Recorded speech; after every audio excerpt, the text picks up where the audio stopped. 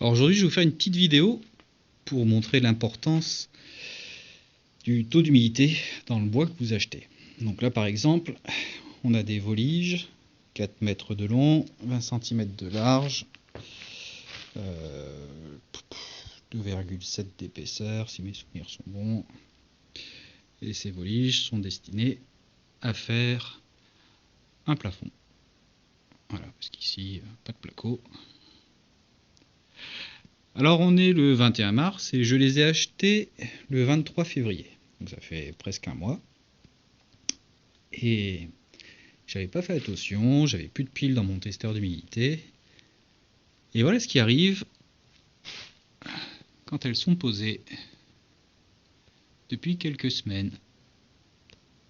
Et bien sûr comme un gland, je les ai déjà clouées. Donc j'ai un bon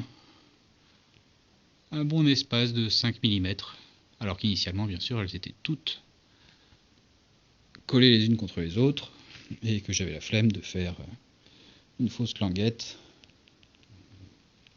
Donc du coup, voilà, donc ça c'est les dernières planches que je vais mettre en place aujourd'hui. Mais cette fois-ci, je vais bien sûr pas les clouer parce que je vais les laisser sécher. Et je vais vous montrer la différence qu'on peut avoir dans du bois qui est acheté au même moment, au même endroit, ici le Roi Merlin. Voilà, donc je prends mon testeur d'humidité.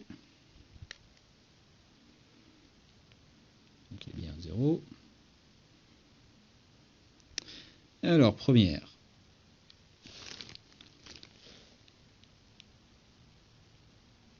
Voilà, ça fait un peu plus de 15%. Et la deuxième.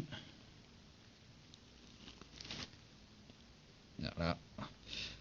On éclate les capacités du capteur. On va ailleurs.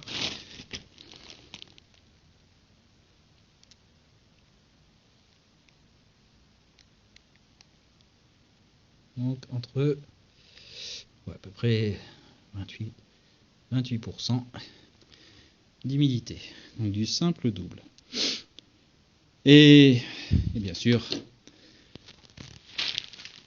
ça se note aussi dans le poids du bois. Alors, je vais vous montrer la différence parce que comme on est ici au 3e étage et que je les ai montés à la main, je vais vous montrer la différence que ça peut faire.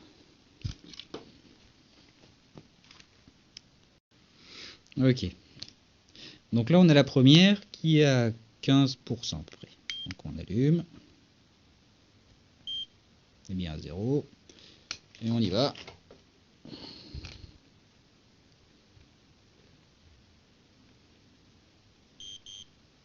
9,10 kg.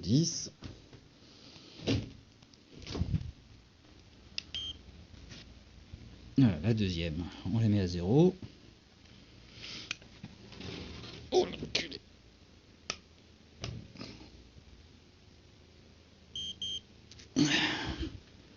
Voilà. 16,80. Et donc pour vous montrer ce qui se passe. Donc celle-là, c'est un des morceaux que je suis allé chercher ici, qui me sert des talons pour mes coupes. Et ça, c'est des coupes que je viens de faire il y a 1 heure, à peu près. Donc, on les cale bien.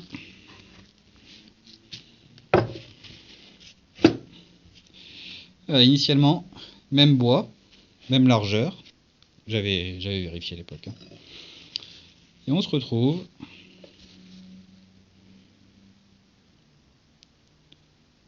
voilà, avec pratiquement 5 mm de retrait. Donc, si vous n'êtes pas comme moi, un bricoleur amateur, vous le savez déjà. Et maintenant, moi je le sais.